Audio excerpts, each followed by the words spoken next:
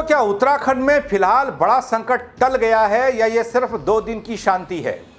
क्या प्रशासन की बातचीत कामयाब रही या फिर 2 दिन बाद एक बार फिर से हालात बदल सकते हैं?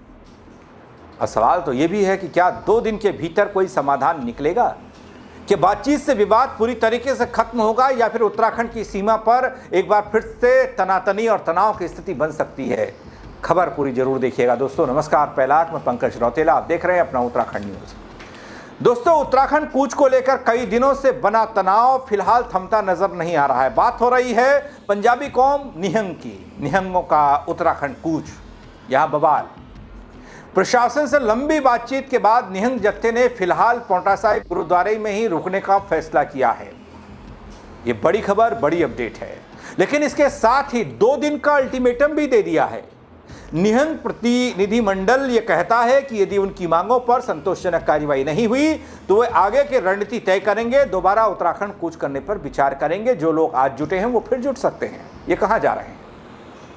दोस्तों, इनकी प्रमुख मांगों में दर्ज मामलों की निष्पक्ष जांच, गिरफ्तार लोगों से मुलाकात और अन्य संबंधित मुद्दों पर कार्रवाई शामिल है। दोस्तों, कर्णप्रयाग विवाद के बाद निहंग सिख का जत्था फिलहाल गुरुद्वारा पांवटा साहिब में 2 दिन तक डेरा डालेगा।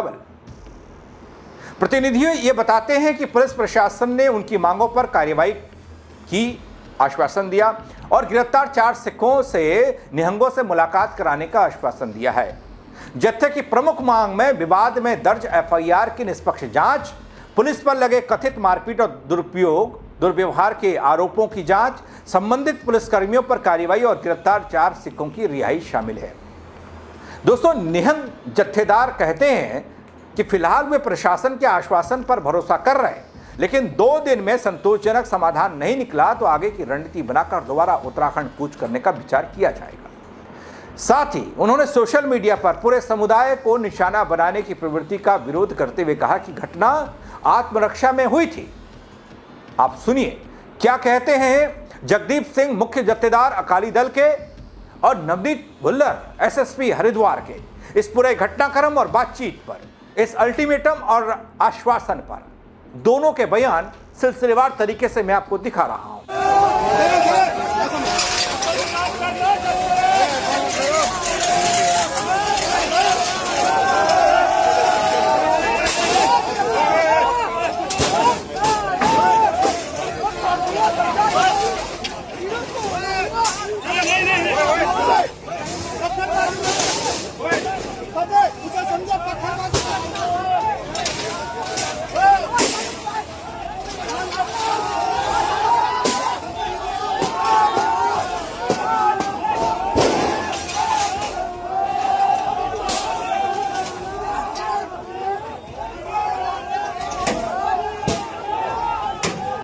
दरअसल दोस्तों, 25 जून को निहंगों ने पहले से ऐलान कर रखा था कि वे पंजाब और हिमाचल प्रदेश से उत्तराखंड की तरफ कूच करेंगे। इसकी वजह कर्णप्रयाग और नगरासू गुरुद्वारे में हुआ एक पुराना विवाद था, जिसमें पुलिस ने 4 निहंगों को गिरफ्तार किया था। इसी गिरफ्तारी के विरोध में निहंग का जत्था हिमाचल उत्तराखंड बॉर्डर पर मौजूद कुल्हाल चेक पोस्ट पर पहुंचा। पांवटा साहिब में प्रशासन के साथ बातचीत हुई, लेकिन मार्च रोकने पर सहमति नहीं बनी, जिसके बाद निहंग आगे बढ़े और निहंग ने साफ कहा था कि उनका मकसद टकराव या फिर कानून व्यवस्था बिगाड़ना नहीं है, बल्कि वे शांति से हेमकुंड साहिब की यात्रा करना चाहते हैं और अपने गिरफ्तार साथियों की जमानत चाहते हैं। इसके बाद करीब 50 निहंग बाइक से हरिद्वार की तरफ पहुंचे। इसके बाद तकरीबन 50 से 60 निहंग बाइक से देहरादून की तरफ रवाना हो गए, जबकि करीब 150 निहंग वापस पांवटा साहिब लौट गए। कुछ निहंग छोटे छोटे गुटों में अलग अलग जगह पर चले गए। देहरादून बॉर्डर पर प्रेमनगर इलाके में निहंग के पहुंचने से पहले ही पुलिस ने पूरे क्षेत्र को छावनी में बदल दिया।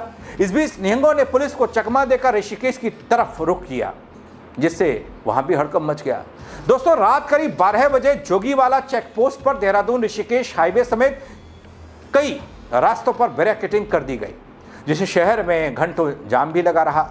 जैसे ही निहंग जोगीवाला चेक पोस्ट पर पहुंचे, पुलिस ने उन्हें वहीं से लौटा दिया, जिसके बाद जत्था शहर में तितर बितर हो गया। बाद में कुछ निहंगों को देहरादून के रेसकोर्स स्थित गुरुद्वारे में ठहराया गया। ਦੀ ਏਜੰਸੀ ਹੈ, ਕੋਈ ਚੈਨਲ ਥੋੜੀ ਹੈ।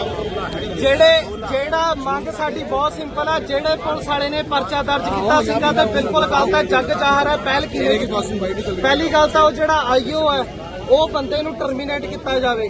ਦੂਜੀ ਮੰਗ ਇਹ ਆ ਜਿਹੜੇ ਬੰਦਿਆਂ ਨੇ ਜਿਹੜੇ ਪੁਲਿਸ ਵਾਲੇ ਨੇ ਉਹਨਾਂ ਤੇ ਤਸ਼ੱਦਦ ਕੀਤੀ ਹੈ, ਨਿਸ਼ਾਨ ਉਹਨਾਂ ਦੇ ਸਾਫ਼ ਨੇ, ਠੀਕ ਹੈ, ਉਹਨਾਂ ਤੇ ਬਣਦੀ ਕਾਰਵਾਈ ਕੀਤੀ ਜਾਵੇ। ਤੀਜਾ ਜਿਹੜੇ ਬਾਬਰ ਕੇ ਜਿਹੜੇ ਇਹਨਾਂ ਨੂੰ ਬਿਨਾਂ ਕੇਸ ਕੀਤੋਂ ਜਿਹੜੇ ਥਾਣਿਆਂ ਦੇ ਵਿੱਚ ਇਹਨਾਂ ਨੂੰ ਕੋर्ट ਦੇ ਵਿੱਚ कचहरी ਵਿੱਚ पेश ਕੀਤਾ। भारी पुलिस फोर्स की तैनाती की गई। वहीं जिला प्रशासन और पुलिस अधिकारी दोस्तों और सिख समाज के प्रतिनिधियों के बीच में रात भर एक बड़ी बातचीत और लंबी बातचीत चली बल और आखिरकार सुबह वो 3:30 बजे का वक्त बताया गया जहां निहंग वापस पांवटा साहिब लौटने पर सहमत हो गए। वार्ता में शामिल कई सियासी लोग भी थे, सिख समाज के लोग भी थे।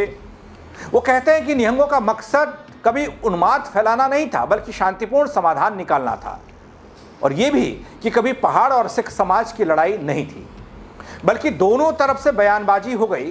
उन्होंने प्रशासन की भूमिका की तारीफ की लेकिन यह भी कहा कि शुरुआत में सरकार से कुछ चूक हुई थी।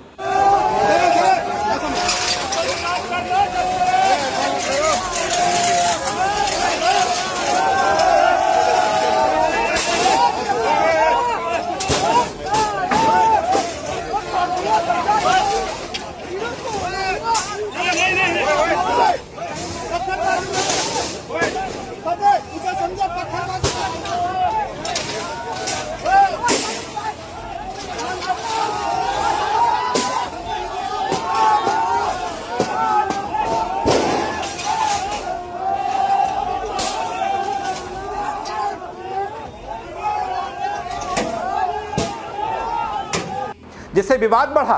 डीएम आशीष चौहान, एसएसपी प्रमेंद्र डोभाल ने भी यह कहा कि पूरे मामले को शांति से संभाला गया, कानून व्यवस्था नियंत्रण में रही है। लेकिन दोस्तों वो 2 दिन का अल्टीमेटम जो दिया जा रहा है वो क्यों दिया जा रहा है? क्या ये कोई धमकाने की कोशिश है या फिर प्रशासन को दबाव में लाने की कोशिश है? क्या ये निहंग जो पांवटा साहिब में रुके हैं, डेरा डाले हैं, 2 दिन का वक्त दिया है, वो इसके बाद फिर से उत्तराखंड कूच करेंगे तो फिर क्या कांड करेंगे नया? क्योंकि कर्णप्रयाग के कांड और उसके बाद नगरासू में जिस तरीके से इन्होंने तांडव किया उसके बाद की तस्वीर तो सबने देखी।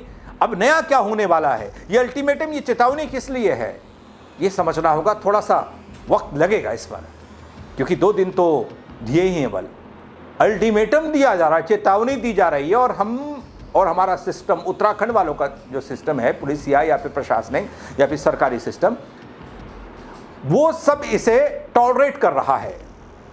अब मुझे नहीं मालूम कि क्यों टॉलरेशन हो रही है, क्या हो रहा है। भाई किसी ने कानून तोड़ा, उस पर कार्रवाई हुई ना, इसके पीछे की वजह क्या है?